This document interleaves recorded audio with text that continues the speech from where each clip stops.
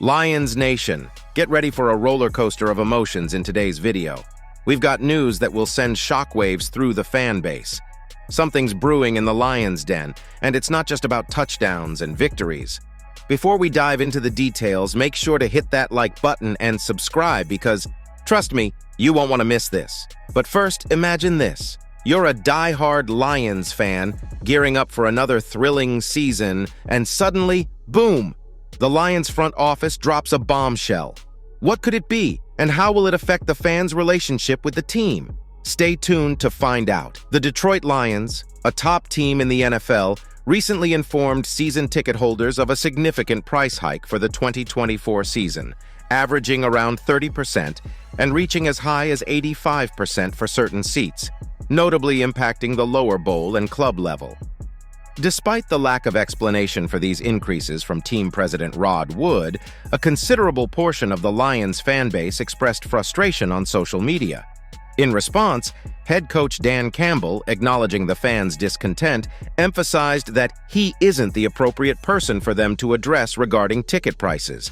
He clarified that he focuses on coaching and striving for victories, distancing himself from the marketing and pricing aspects. The 2023 season marked a milestone as the Lions sold out their season tickets for the first time since Ford Field's inauguration in 2002. Currently ranking 7th in NFL attendance, a significant jump from the previous season, the Lions stand among the 12 teams operating at full capacity throughout the entire year.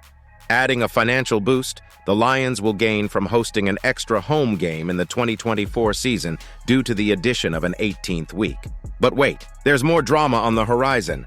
The Lions' offensive maestro Ben Johnson faces challenges beyond the X's and O's. As Week 16 approaches, a twist of fate adds another layer to the Lions' narrative. Can Johnson steer the ship through rough waters and lead the Lions to victory? Stick around as we dissect the heartbeat of the Lions' offense. Detroit Lions offensive coordinator Ben Johnson has multiple challenges this week. Not only must he devise a scheme against Brian Flores, Detroit's talented play caller, is heading into the team's Week 16 road contest under the weather. I had a coach in college that used to say, "You never really understand how much the human body can withstand." Everyone always underestimates it, and I heard him. And it fell on deaf ears at the time when I was in college, Johnson explained to reporters.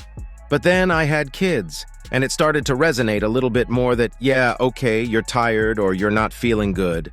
Well, they still need you. They still need you. So you get up and you do your job. And I think for coaches when we're not feeling 100%, and certainly with our players, none of them are 100% right now, we have an obligation to the people next to us to come through in a big way.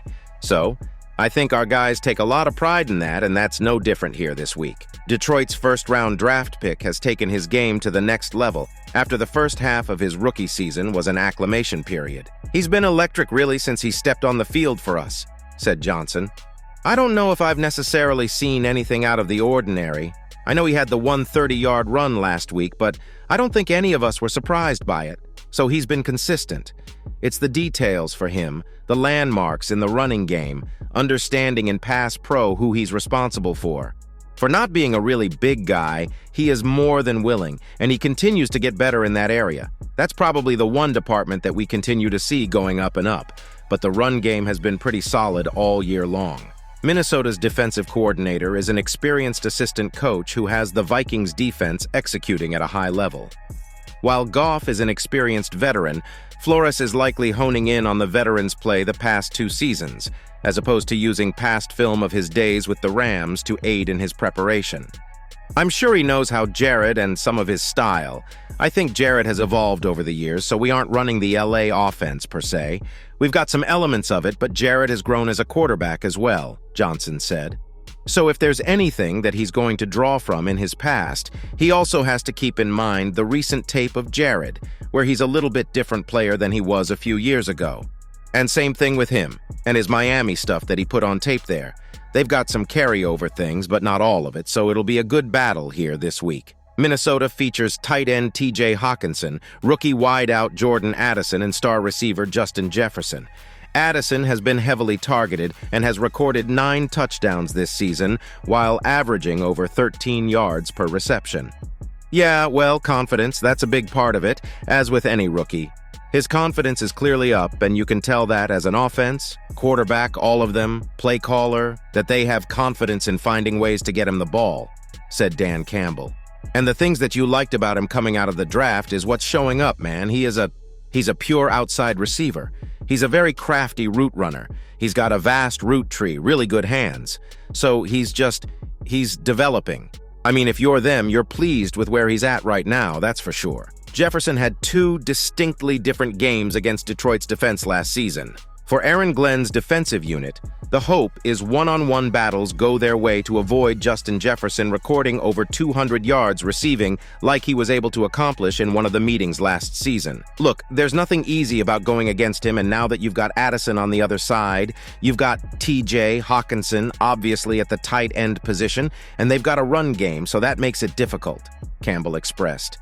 I just go back to this.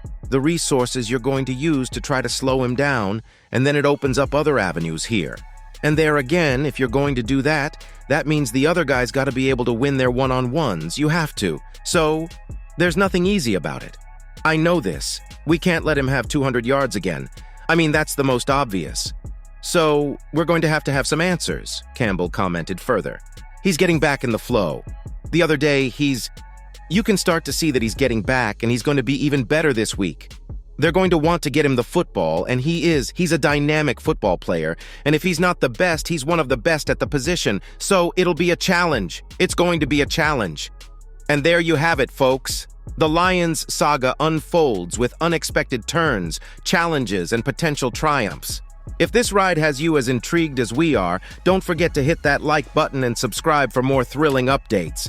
Until next time, your go-to source for all things Lions is signing off, leaving you eagerly anticipating the next chapter in this Lions Odyssey.